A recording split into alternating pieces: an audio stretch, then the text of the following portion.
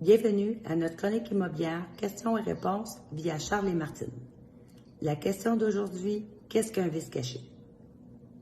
Bonjour, je suis Martine Forêt, notaire depuis 1994 et courtier immobilier agréé depuis 2005 chez Via Capital Distinction.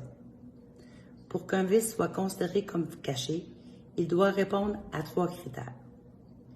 Le premier critère, inconnu ou imprévisible par l'acheteur, signifie que l'acheteur ne pouvait pas raisonnablement connaître ou se douter de l'existence du vice au moment de l'achat.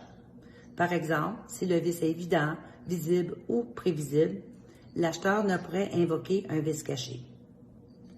Le deuxième critère, la gravité du vice, signifie que le vice doit être suffisamment sérieux pour rendre le bien inutilisable ou d'en diminuer considérablement sa valeur.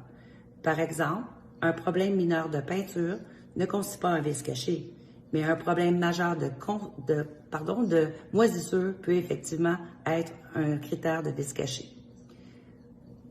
Le troisième critère, l'existence du vice au moment de la vente, signifie que le vice doit exister au moment de la vente et ne pas être causé par l'usure normale ou l'utilisation du bien.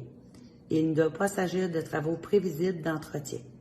Par exemple, un chauffe-eau doit normalement être remplacé après 10 ans. Le deuxième